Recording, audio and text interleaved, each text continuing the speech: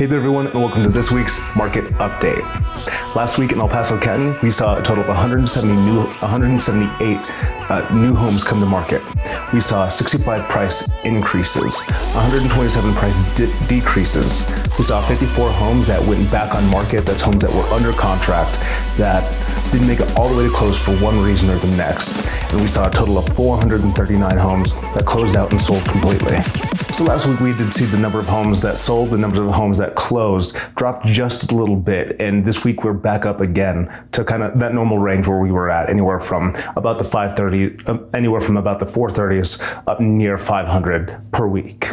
This week, the theme kind of as a whole is saying like how the market may be tightening up here for the near future. We saw a drop in total homes that did come to market. We've been seeing lately anywhere from 220 up to 250 coming to the market, new inventory every single week. But this week we saw that drop pretty significantly to that 178. And kind of all across the board, we're kind of starting to feel a little bit of a squeeze that we're not getting quite as much inventory as we need to keep up with the market demand. This week it was reported that across the nation we saw a 36% increase in demand for new homes that are being built or that are to be built. Now that number was based on the number of contracts that were signed for homes that people wanted to sign on for that either were already built, close to being built, or from a dirt start.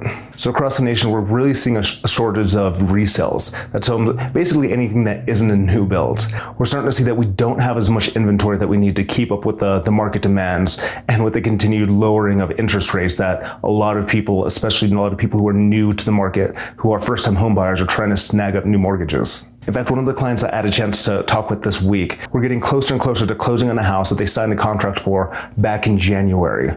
And it was estimated it would take about 8 months to build. We were a little bit over that time because of everything that happened with COVID. However, we got the contract signed, we got all the pricing done, everything back in January.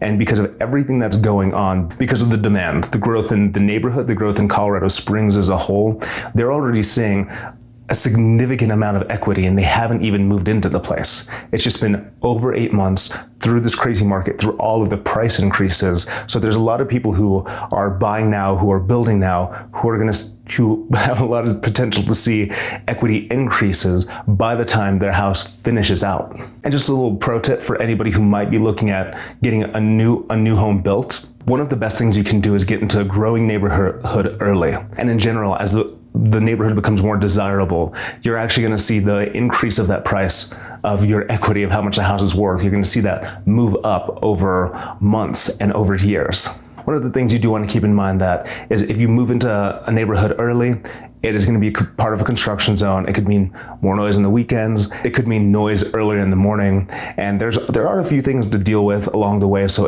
it might be something you want to take a look at. It may not be right for you, but you can always consult a local professional, somebody who can kind of walk you through that process. And with one more note on new home construction, a lot of builders here in the near future, if they haven't already, are looking at or they've already decided to do price increases on their base models and everything that they're doing.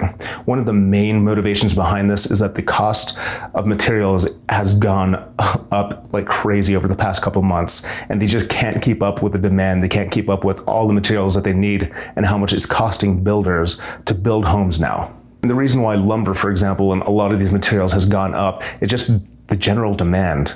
A lot of commercial spaces that are being built out. Homes have been in high demand and short supply across the country for a while. And when we went into shutdown earlier this year, a lot of people decided they wanted to do remodels or build additions or do work to their house since they weren't able to move or they had the free time. Not only this, but with global shipping for a while, and even now is still fairly restricted. It's harder to get these materials now than it was a year ago.